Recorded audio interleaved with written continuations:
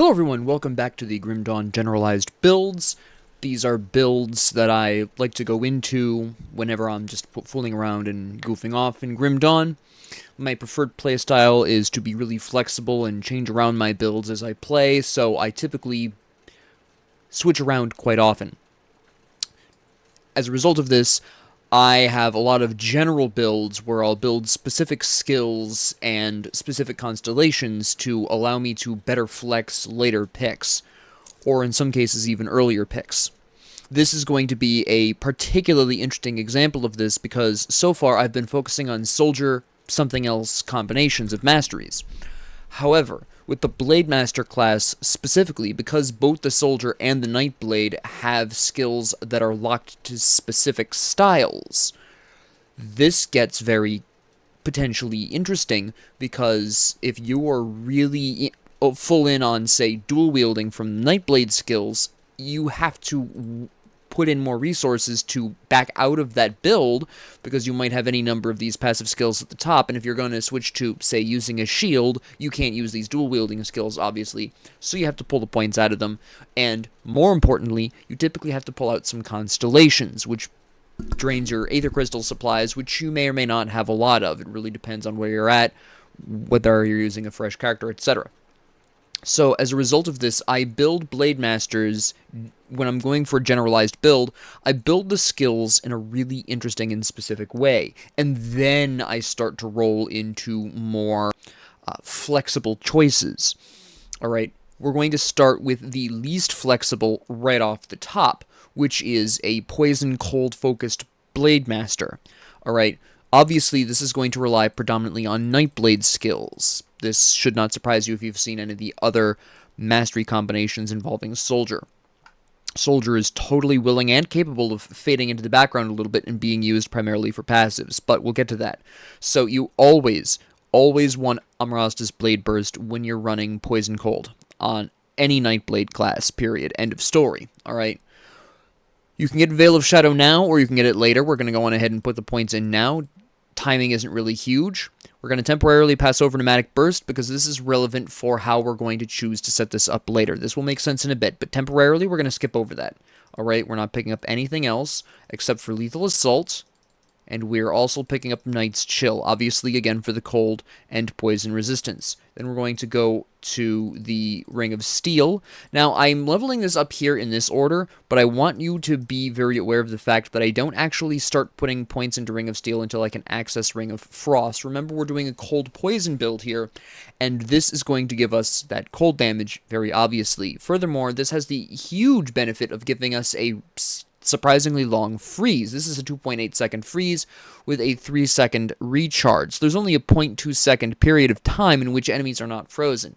Now, obviously, a lot of bosses and heroes are immune to freeze, even ones that aren't even resistant to cold. Just a lot of bigger enemies are freeze immune. Even a lot of the huge enemies are immune to freeze. But that is fine, because this is still going to be really useful for crowd control when you're getting swarmed. This is particularly useful in any mod that enhances enemies' numbers. Not their stats, but their numbers, the actual number of enemies. This is huge. In fact, I would even say that this skill would be basically required in such mods to keep you from being overwhelmed, right?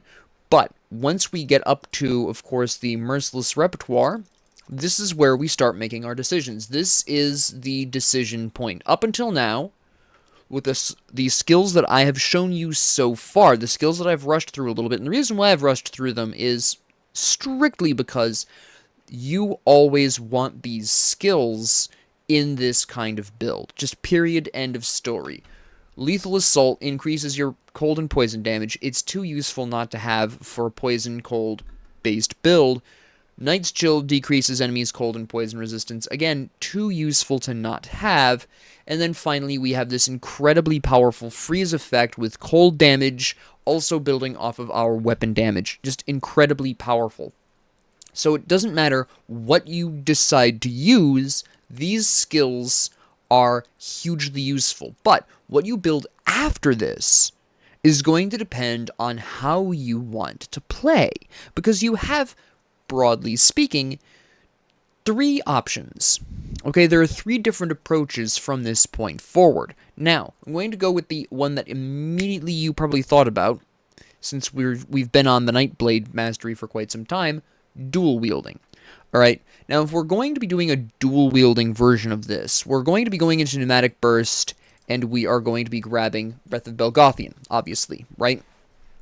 Now, let's take a quick moment to talk about Shadow Dance and Elemental Awakening. Whether or not you want these is totally up to you. If you're playing in hardcore, I would at least recommend some points in Shadow Dance. If you've got points kicking around that you have no idea what to do with, put them in Shadow Dance, even if it's temporary, because this is going to help keep you alive, obviously, right? Outside of that, that's totally up to you. I mean, it really depends on whether or not you want it, but at the very minimum, you do want Pneumatic Burst. You're going to get that healing, you're going to get increased offensive ability, which means more crits and more hits. You're going to get increased speed, which is both movement and attack speed, so that's really useful, obviously. Just a really great thing in general. And obviously we're going to want dual blades so we can dual wield. That's pretty much obvious. But we also specifically want dual blades because it is going to increase our cold damage, okay? Now, keep in mind that we also will be wanting Belgothian's Shears, and I usually max this out because this is a really nice little AoE here, which goes really nicely with Ring of Steel, the combination of the two, well, Ring of Frost, actually. The combination of the two can really blast through hordes of enemies very quickly, but our final points are going to be, well, our final point of this particular series of skills is Nadala's Hidden Hand, and we really don't want to progress past this. But this is hugely important to get to in a dual-wielding Poison Cold build, because this is going to convert at least a third of the piercing damage from Belgothian's Shears. You can see that 38 pierce damage there, and the 66 pierce damage here, that's all being converted to poison. Alright, the pierce damage of your weapon, by the way, interestingly enough, is not being converted because it's already basically being pre-converted, right? As a quick aside. So this is specifically affecting the pierce damage of these skills. Now, if you have a weapon that is just pierce damage and doesn't convert, which, you know, I don't think exists, but hey, that would work on that too, but that doesn't really exist. Now, obviously, of course, we're doing the dual wielding, but there's other things we can also pick up here. Now, when I am pulling skills out of the soldier with the dual wielding, I typically go into Fighting Spirit. Now, you might be wondering, Professor, why not run Markovian's Advantage? You can, just like with the extension of the Pneumatic Burst, this is a great option, alright? There's nothing wrong with grabbing this. This can be very, very effective. However, I typically don't always go into this. Sometimes I do, sometimes I don't. It really depends. But it can be nice, but generally speaking, you're not having a huge focus on auto attacks. I know you have the dual wielding, and you've got, you know, the Nadala's Hidden Hand and the Belgothian's Shears, and this can go really well with that. And this is also really nice because it's a percentage chance to be used, which also stacks quite well with Belgothian's Shears, obviously, right? So you're going to be doing something more often, so it can be nice, but the problem with both Markovian's Advantage and the subsequent points of this particular skill line is that that's just more points you don't necessarily need, right? This is Poison Cold, alright? That's going to be a decent amount of damage over time, and Markovian's Advantage doesn't really help that, which is why I don't always build it. Sometimes I do, sometimes I don't. If I get a really great single-hand melee weapon that does, I don't know, a substantial amount of poison damage, I'll sometimes temporarily have Markovian's Advantage, but I don't usually keep it long-term. Alright? Again, it's really not doing that much for your poison damage, because this is specifically just boosting that plus 125% to all damage, that is just boosting your regular default weapon attack. And it says all damage because not only is it going to enhance physical damage weapons, obviously, but if you went into cadence with the elemental damage, it would enhance that elemental damage. That was the point there, right? But this isn't enhancing your skills, nor is this enhancing your damage over time. So, with this specific build, the Poison Cold, I don't usually go into this. This is more useful in other builds for Blademaster, but not really great here. And it's also a very similar situation for the subsequent skills here. This does get the piercing damage, which obviously is going to be converted, but it's also a percent chance to be used, and unlike the slightly more useful Bilgothian Shears, which has an arc and hits up to 3 people, this is Amros's Quick Cut. Amros's Quick Cut does not hit multiple people. Alright, I find it personally to not be worth the skill points in this particular setup, because we can get more out of some passive soldier skills, like Fighting Spirit. This is just going to be... This increases the damage of your abilities as well. Again, still not necessarily your damage over time, but the 200% to all damage, that's going to enhance Amaras's Blade Burst when you use it, which is going to stack, of course, with this increase of 65% for these damage types. This is going to boost Ring of Steel when you use that. It's going to get gross. So, Fighting Spirit, alright, is a bit more widely applicable with that damage. This only enhances your default weapon attacks. This enhances everything you're doing except damage over time, so this is actually more useful. And again, it stacks really, really nicely with Amarasta's Blade Burst. Now, the other thing that we really are going to be interested in getting here, if you want, but I don't usually because this is a pretty heavy investment, but it's worth talking about at the very least because you have the skill points, right? You can see how many we still have left over here at this point. You can absolutely go into Field Command and Squad Tactics. This is going to increase your attack speed, which is pretty nice for the dual wielding, and it is going to increase all damage. Again, this is also going to apply to your skills. This is also going to apply to... This is also going to apply to your Amarasta's Blade Burst. This is going to apply to your Ring of Frost. It's going to apply to all of that. It's going to be absolutely fantastic. So you can do this. You can also, if you really want to, grab the single point Warcry and go into Terrify if you really want to. Absolutely effective as well. This is going to reduce enemies' poison and cold resistance by a flat amount as well. This is, of course, percentage reduction, which is nice. Again, this is another one of those situations where I'm going to put the 1 point into it, and I'm not going to go any farther. But these are generally the broad strokes of what I'm taking out of Soldier. If I'm going to go this far, I don't always necessarily go this far, right? Sometimes I just want the military conditioning for the increased durability. Sometimes I like that, right? I'll just go for the Fighting Spirit and the military conditioning. How far you go here, and I wanted to talk about this really quick first, because how much you want to dedicate here really depends on how much you really want to dedicate here. Because, fun fact about the Nightblade, there's not really a big reason to go with the Blade Spirit. Interestingly enough, yes, it does do cold damage. Very true. Yes, it's an immortal swarm of blades. Also very true. But, personally, that is a lot of skill point investment. If you actually are willing to go all the way to the end there for that, you can, but that's exactly why I wanted to talk about the Soldier first. I didn't want to drown you with just Nightblade stuff. But, if you're dual wielding, it is worth noting that Shadow Strike is very effective as well. And in fact, if I'm going to be using the character as a farming character, Shadow Strike is what I always go for. Alright, some characters I build specifically to farm the Shattered Realm at the, in post-game, just for gear and stuff. If I'm going to make a farming Blademaster, absolutely Shadow Strike. Otherwise, it's down to preference, right? If you like Shadow Strike or if you want Shadow Strike, absolutely go for it. But it's more optional on the dual wielding because that 300% weapon damage is specifically being pulled from whatever weapon is in your right hand. Keep that in mind. This is a little bit more useful in a a two-handed weapon build, right? A two-hand melee build, which is where I recommend this a bit more, and I'll even use this in non-farming builds on a two-handed weapon. But for dual wielding, if you want it, it's good, but you don't need it, right? Actually, let's pull out the soldier skill points really quick here, because I want to talk about the Nightblade options here. Alright. Pull all of this back here, leaving just the Fighting Spirit here for now. Go on ahead and blast this up here, right? And then we can go on ahead and we'll just grab military conditioning, because I almost always do, because health never hurt anyone. Furthermore, the physique helps you equip items as well for lower stat point investment. Now, at this point, given what we've talked about, I can do a variety of things, right? I can max out my mastery bar on Nightblade and go into Nightfall, which is going to add some Frostburn and cold damage to my Shadow Strike, which isn't bad. It's going to increase my weapon damage a little bit more. Again, with dual wielding, this isn't a huge deal, really, right? Because that obviously you're wielding a single-hand weapon. It's not going to hit as hard.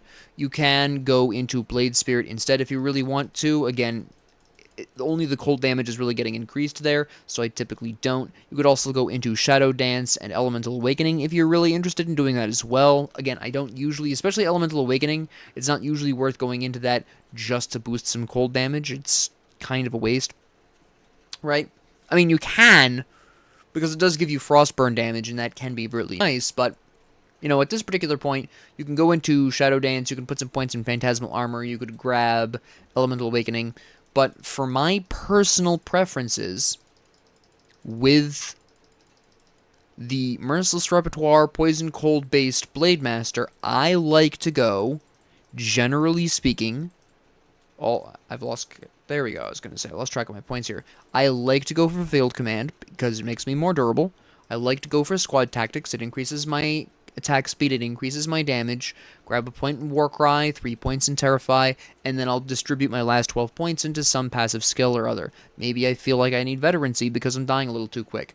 Maybe Phantasmal Armor is my solution. I really like Phantasmal Armor. If it's hardcore, I'm absolutely putting those last 12 points into Phantasmal Armor, by the way. Maybe I want Shadow Dance, right? I've got 12 points, and I can put them in basically any one skill. It's usually, for me, it's usually Shadow Dance, alright? Unless it's hardcore, in which case I'm going Phantasmal Armor. But for most situations, I'm throwing that into Shadow Dance. Right? And if you were playing hardcore, it might even actually be worth dropping some of the points out of some of these two, sacrificing a little bit of damage. Specifically, by the way, Squad Tactics, sacrificing a little bit of damage just to get a little bit more Phantasmal Armor on there. Maybe. That's going to be, again, down to your personal preference. But if we're talking about a Poison Cold build for Blademaster, this is usually how I approach it. Again, as I mentioned before, it's worth noting that Soldier is primarily used for passive benefits here, once again, because Soldier really has nothing to do with poison or cold damage, so we're just using the Soldier for some boosts in our durability, our attack, right? But of course, that's not all. Let's go on ahead and reset our points here. Just the quick way here, put a point here and put a point here. Now let's talk about something a little bit more interactive with the Soldier, right? Let's talk Anatomy of Murder Blademaster. Now this is a bit more interesting because you've actually got quite a number of options on this here. And personally, I prefer this a little bit more than the Poison Cold build. Now, you might be wondering, well, Professor, you have Retaliation damage on Merciless Repertoire, why not go for Counter-Strike, right? Well, as you probably saw, I only had 12 points left over, and even if I pulled points out of that, Counter-Strike is physical bleed, right? This is actually, yes, I know, there's some retaliation damage, some regular retaliation damage, but it's not really the kind of retaliation damage that I really truly want to be doing here. You could also go for Menhir's Bulwark. Generally speaking, this retaliation damage on Merciless Repertoire only really comes in handy with the Nightblade Occultist build. We'll talk about that one day, but it's not really something I want to go out of my way for with Soldier a lot of the times, right? Because you don't really need to invest too heavily. I mean, again, yes, you could go for Menhir's Bulwark, but then all of your retaliation damage is coming out of the Soldier, and none of it's specifically for cold or acid, right? And the retaliation damage on the Blademaster is also not cold or poison. This just does physical damage retaliation, right? This does pierce bleed. This does pierce bleed and vitality, right? This is actually, if you're going to go for a retaliation build, to be brutally honest, Anatomy of Murder is actually better. Ironically. But let's talk about it, okay? That's why I wanted to bring up retaliation right there. Retaliation damage on the Blademaster, retaliation builds on the Blademaster aren't quite as nice. There is a really great retaliation build we can run here, but it doesn't have anything to do with Merciless Repertoire. Okay? We will talk about retaliation, but I wanted to bring it up here because I wanted to point out that the bulk of the retaliation damage available to the Blademaster is neither cold nor poison. Even Knight's Chill, this is Frostburn. This isn't retaliation. This is just cold damage, right? So, in this particular instance, the really interesting thing here is you might get Amarasta's Blade Burst early game as an early AoE that you have access to, and that's totally fine. You know, you'll be getting rid of it later on anyways, doesn't really make a difference. Do what you gotta do to survive, right? We do want Phantasmal Blades, however, because we are, of course, getting that bleeding damage, and then we can also get that vitality and bleed damage here. Now, it is, once again, important to note that Nether Edge is actually not necessary here. I talk about this occasionally, I've talked about this before, but Nether Edge really conflicts with the earlier damage output of Phantasmal Blades, because here we have an increase in bleeding damage, we've got vitality damage, everyone's happy, everyone loves this, we've got pierce and bleed damage here, we've got some scaling off of our weapon damage, which means Phantasmal Blades remain relevant through the whole game, and then we randomly get some cold and chaos damage, and it's like, yeah, sure, increased crit damage, that can be really nice in certain builds, but today, that isn't one of them, right? Obviously, you'll want Anatomy of Murder, too. But you're going to, as soon as you can get your hands on Phantasmal Blade, pull everything out of Amaras's Blade Burst, and Phantasmal your way to life. Whether or not you go Frenetic Throw, totally up to you. In this build, I like to because I'd rather have the vitality damage than the pierce damage. Yes, you lose some of your scaling, that's fine. You'll make up for it by having copious amounts of vitality damage increases here. It works out better in the long run, alright? And furthermore, because this does remove a lot of your weapon damage scaling, in fact, it brings it down to 20%, you really, I mean, it was never high to begin with in the first place, and it really frees you up to not have to worry too much about whether or not changing your weapon's damage is going to really severely affect Phantasmal Blades, because it isn't going to anymore, right? Now, you might be interested in going in Shadow Strike. You can. We do have at the very end here some weapon damage, some attack damage converted. It does do piercing damage here, but this doesn't increase piercing damage, so I don't usually go for that. Again, it's an option on the table. Again, if I'm going for farming, I'll put in a single point here for the, again, express purpose of using that dash, but a lot of the times I don't pull this here, right? I do really like Ring of Steel here because, in fact, fun times, we actually are going to want to go all the way up here because this, giving you bleed damage, is a great thing. This is actually fantastic. So we have some bleed damage here. We've got some pierce, which is lovely. Now, at this particular point in time, once again, by the way, it's worth noting that we absolutely will be wanting Fighting Spirit. And again, we have choices. We have options. Do we want to dual wield? Do we want to melee? Do we want to go into Blade Spirit? Because there's some fun things we can do here. Alright? Personally, it doesn't make a difference what you use. Alright? I don't recommend using ranged with this because Phantasmal Blades are going to be better than any ranged weapon you're going to pick up most of the time. Maybe in the short term, I know there's a couple of weapons out there, a couple of crossbows that increase Phantasmal Blades even though they're ranged and it really defeats the purpose, but that's a conversation for a different day. The only real change you're going to see approaching this generalized build, depending on what you pick, is your form of healing. Alright, that's really the only thing that's significant here. If you're dual wielding, you grab Pneumatic Burst, you grab the Breath of Belgothian, right?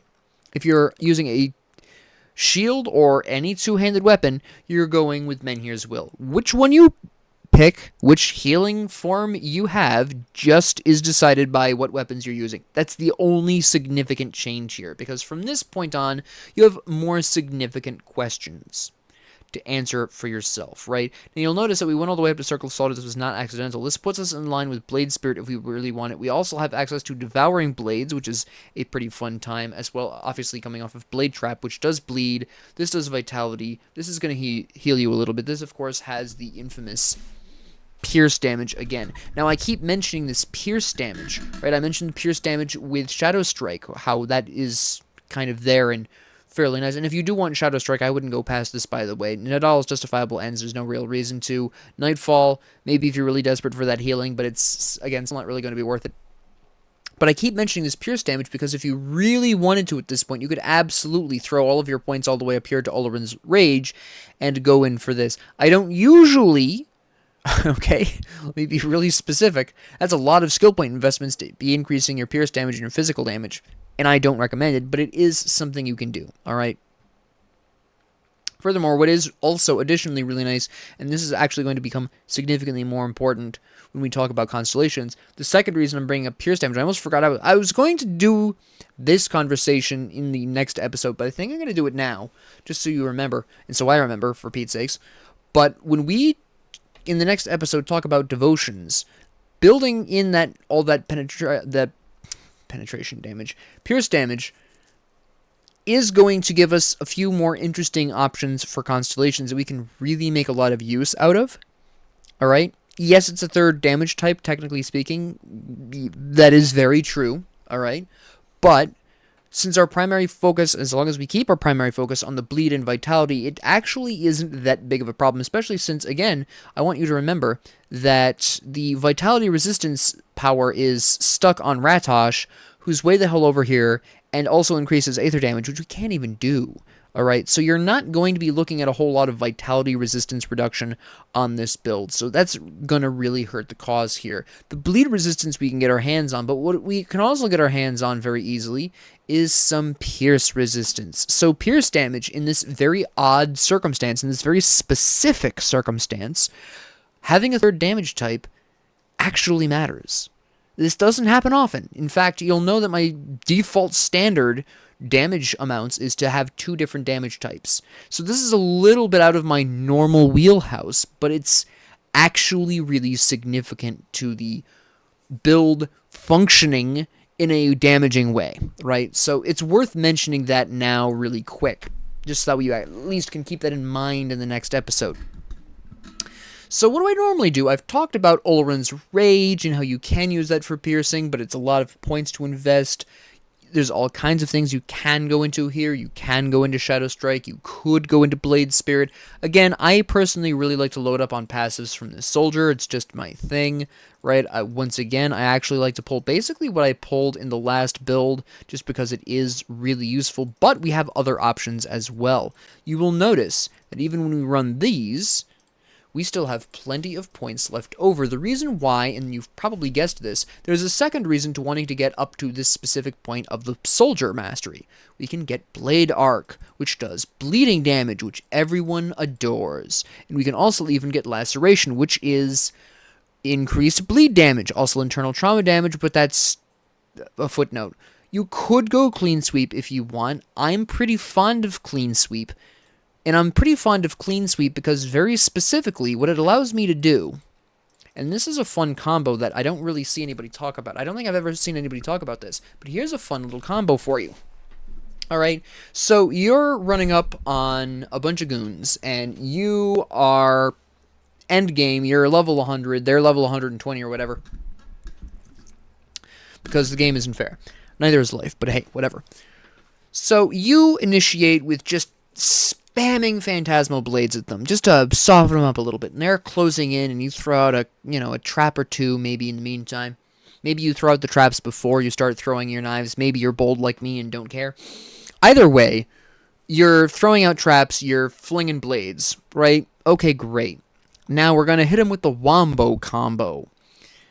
Gonna blast out a Ring of Steel, right? They're gonna be stunned for a second and a half, and then when that stun is over, you're gonna grab Blade Arc, and you're just gonna smack them down. You're gonna knock these bad boys down, right? We have a really strong knockback chance here. We have 55% knockdown chance. We have an increase in their duration of knockdown. We have a 50% increase in duration, so this is specific, going to be like 2.25 seconds. Of course, keep in mind here, we have a 1.5 second stun on a 3-second recharge here, so we have 1.5 seconds to stall out. Oh, look at that! We have over 1.5 seconds of knockdown. Why does that matter? Couldn't we just Wombo combo even without Clean Sweep it is? Yes, Clean Sweep. We could Wombo combo without Clean Sweep. Very true. Very observant. But with those couple of extra seconds, we can throw out an extra Blade Trap between us and the enemy. Because fun thing about knockdown is they get pushed away from you a little bit, so there's a little bit of space there between the two of you. Well, while they're on the floor, take a brief moment to chuck a Blade Trap out, maybe fling a handful of Phantasmal Blades or whatever. They reclose at distance. Blade Trap. Ah, look. Now you're taking pierce damage, you're taking bleed damage, you're not dodging as much. I'm healing off of you from this Blade Trap, and I'm slapping you in the face with whatever the hell I'm wielding at the time. Alright, so my personal favorite combination with this build based around Anatomy of Murder, not sure why I said blade there, I really like these two, the Phantasmal Blades, Heartseeker, Frenetic Throw for some nice ranged option. Ring of Steel and Blade Arc with Clean Sweep Wombo combo. Get them, all trapped up. Obviously, this doesn't work too well on heroes and bosses, but that's fine. And then Blade Trap the hell out of anyone near you. This is also really, really great for the numerous boss battles and even a lot of heroes that really invest in ads. Right? They just spam you with thugs. Great.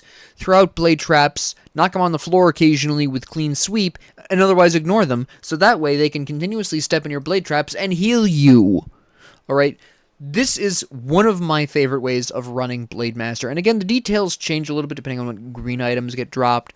But I do really like this build. It works really well. Obviously, it has some trouble with bosses. This is really grotesque in multiplayer scenarios, especially with modded multiplayer scenarios. This is really, really fantastic for huge amounts of crowd control. You've got a response to pretty much any mob situation that can exist in the game. It's really unholy in that way. And you can, if you've got a friend who is building anti big guy, right? If they're if they're boss killer build, you've got it made. You deal with the minions, they deal with the boss. Absolutely cripplingly effective in those scenarios, right? Just an absolutely great build. Love this. There are some mods that are just made really a lot easier with this, especially any mod that increases the number of enemies you're confronting at any one time. Very useful for that. This is also surprisingly extremely effective with any mod that increases enemy stats, because one of the stats that mods don't usually increase is knockdown, right? You just are or are not immune to knockdown. That's basically it. There is no knockdown resistance. It's just, can you knock down? Yes or no. That's basically the game's check. So for mods that boost enemies' stat numbers, this is still really damn effective because, boom, you're on the floor and have a nice day. Right? This is actually one of the reasons why sometimes when you knock down enemies, they just lay there forever. Yeah, it's because the game is failing to make that check for some reason. I'm not 100% sure what the internals are. I haven't cracked into that code because I'm too afraid to. I've already had issues with I've had issues with Grim Dawn code before, trying to look at that code, but that doesn't matter right now. At the end of the day, that's one of the reasons why sometimes when enemies get knocked down, they just stay laying on the floor. It's a really weird internal issue with knockdown, and that also applies to any mods that increase enemies' stats, because they're only increasing the stats number, which there's no internal stats number for knockdown. So yeah, even with mods that boost enemy stats, there's not really a whole lot of builds that are effective at dealing with that, because an increase in stats is just an increase in stats. But knocking down people like this and then throwing out blade traps to keep them fixed in the same position while you get your knockback back up, yeah, that's really gross. This is one of my more favorite builds for Blademaster. Alright, and you'll also notice, by the way, fun fact, it doesn't really matter what weapon you use. I tend to run two-handed melee, because you get the bonus damage here. You've got 160% of your weapon damage here. Obviously, this is increased by this. I say increased by this because there's actually, you might make an interesting mistake here. It says minus 25% weapon damage, which is true, so we're only getting literally, 140% of our weapon damage out of our two-hand weapon, but total damage, the end total of damage is increased by 175%, so it's just going to be a bigger increase to compensate. Basically, it's increasing all of your damage by 175%, but your weapon damage is increased specifically by 150 because it counterbalances there, right? So it doesn't really, don't be fooled.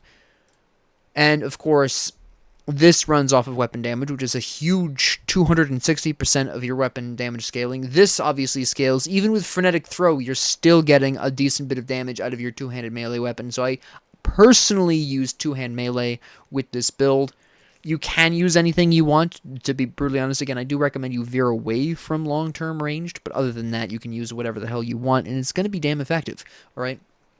But we have other conversations to have. Now, we're going to talk about physical damage,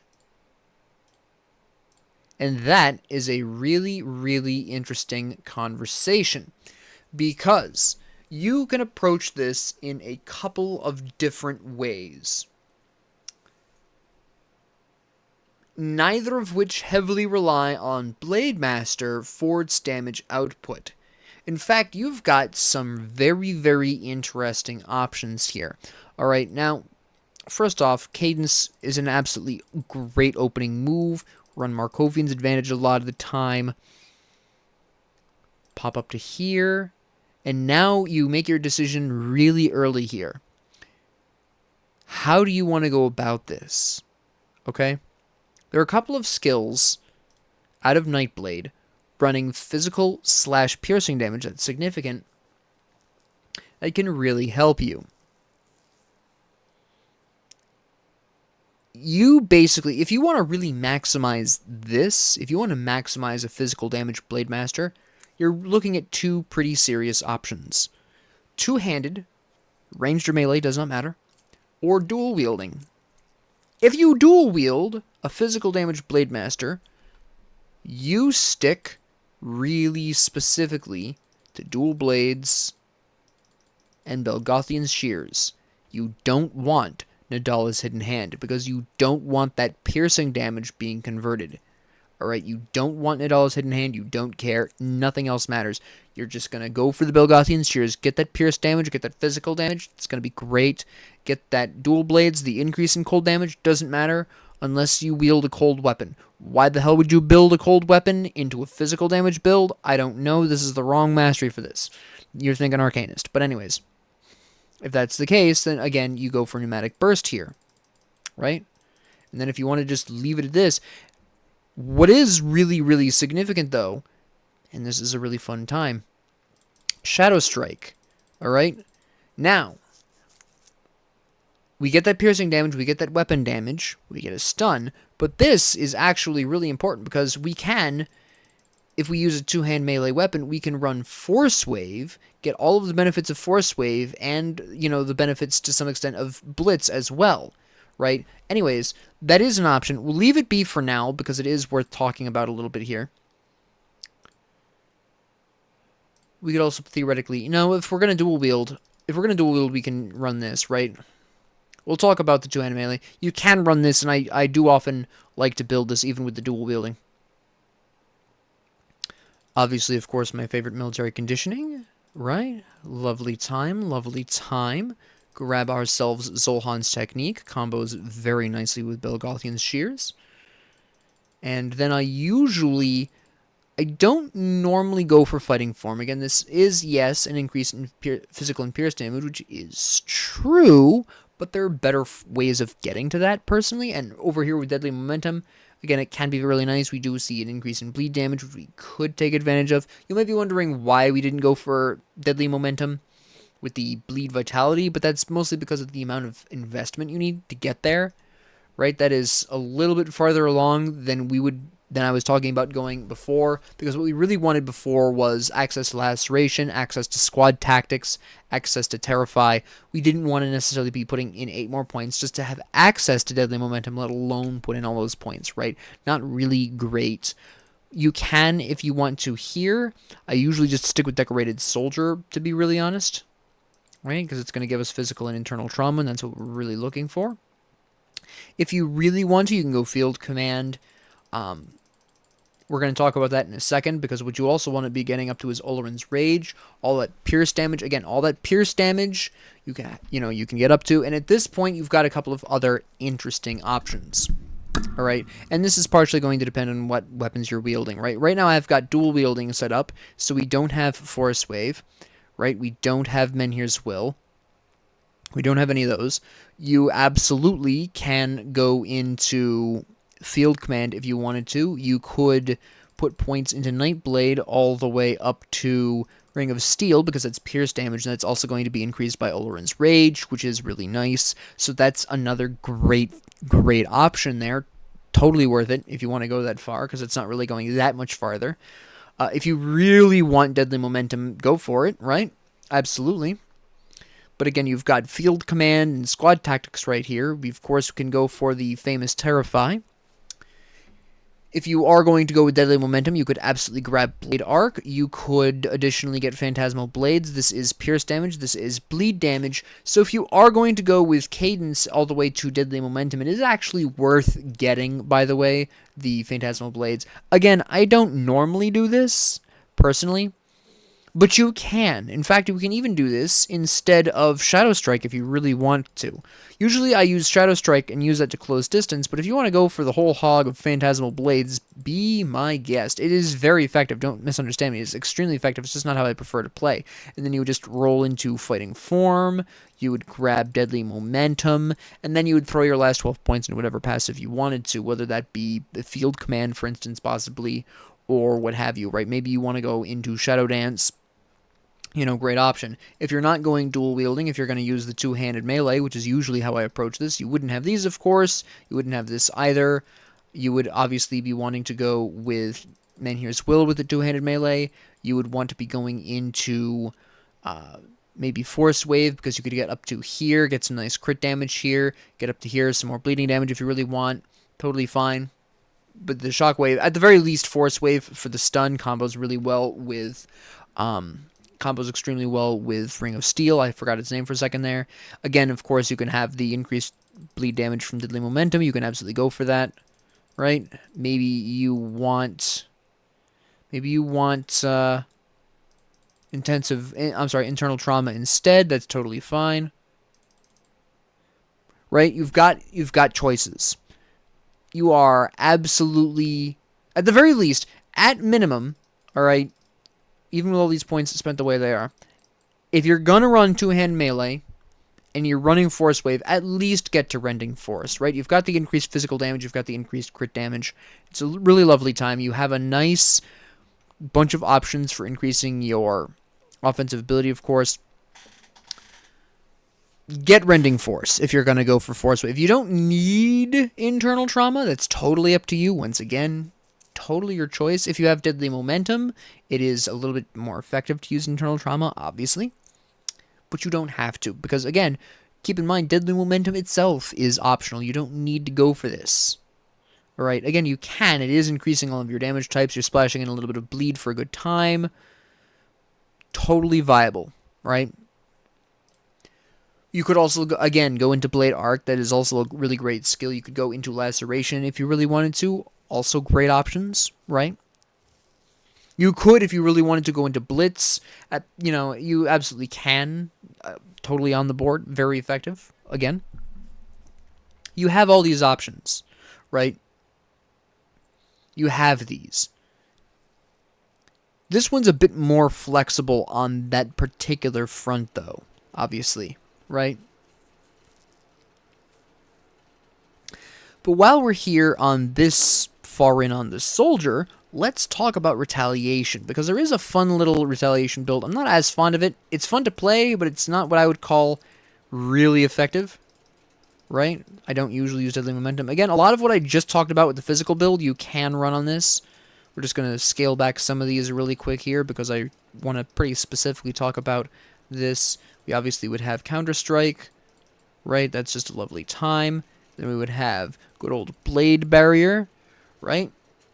And then usually I'm going to be picking up Phantasmal Armor here. Don't necessarily go for Phantasmal Blades. Don't necessarily go for Ring of Steel. Right? You can, again, if you want to. But that's, again, a matter purely of personal preference. And at this point, well, actually, let me just talk about the skills individually. Basically, what significantly changes here would be what other skills you want. You don't even necessarily need Phantasmal Armor, it's just nice to have. If you're going to run any kind of penetration build, you can actually combine it, in theory, you can combine it with a physical build to some extent. You're going to obviously be sacrificing some damage. Maybe you sacrifice Force Wave. Maybe you don't get as many passive benefits, right? Maybe you don't go for Ring of Steel. Who knows? It's going to be totally up to you. But you can, in fact, I actually can get rid of these since I just wanted... no, we won't do that. That would take a little longer. I just want to talk about the countering. I'm sorry, the Retaliation, right? So, you can splash the Retaliation into the physical build I just talked about, because you're really making two significant choices. You're obviously getting Menhir's Bulwark instead of Olrin's Rage. They're the same point cost, so no extra point there. You're basically sacrificing one of the other skills I talked about before to grab full Counter-Strike, because obviously if you're going for a Retaliation build, you want all the points in this, obviously. Basically, that's the only real significant difference here. Okay? And obviously, of course, you'd be going for Blade Barrier again instead of maybe one of the other skills. Personally, when I'm running this kind of thing, I usually drop Ring of Steel because stunning enemies doesn't matter as much. I want them to hit me, so I don't want to stun them. And again, this is why I specifically mentioned Force Wave as a skill you would drop out of the physical damage build if you wanted Retaliation, right? If you want Retaliation, your first targets for dropping skills should be Ring of Steel or Force Wave because they're going to stun enemies, and stun enemies don't attack you, which means they aren't getting retaliated against. Alright? If you really, really need a press this button and save my own life really quick that isn't a potion, just run Warcry with Terrify. Gonna achieve the same thing. It's gonna be, decently short-lived. It's gonna reduce their resistances, so at least you can capitalize. If you really need something like that, run Terrify, run Warcry. Maybe, possibly, you run either Blade Arc with Clean Sweep, or you run a Point and Shadow Strike so you can disengage by attacking some distant enemy. Totally up to you how you want to approach that. But I do recommend, if you are going to take that physical build I talked about earlier and use a Retaliation-focused build, obviously building off what you do want out of the good old-fashioned physical damage side. Ring of Steel is droppable. Again, you don't want that stun. Force Wave is droppable. You don't want that stun, right? So, that is my general approach to Blademaster. It gets a little bit more complicated, as I mentioned before. The skills here aren't the really big problem. The problem comes with constellations. Because if you're switching off, like I said before, if you're switching off of one going to another, the constellation scene can get a little bit more complicated, can get a little bit more difficult, right? So, we're going to come back to some of this. The next episode with the constellations is actually going to be talking a bit more about the skills because there is going to be some pretty specific interplays, like I mentioned, with all that pierce damage on the physical build that I was talking about. That becomes more relevant and more understandable when we start talking about constellations. So we'll talk about constellations next time, in conjunction with specific skills. But for now, we're going to lay down this sort of groundwork for a general approach to 4 broad ways I approach Blademaster. But with that being said, thank you all very much for joining me. If you liked this, please like and subscribe. If you didn't, please ignore me. And if you have any comments, questions, concerns, ideas, suggestions, or requests, please leave them down in the comment section below. And thank you all very much for joining me, and have a great 24 hours.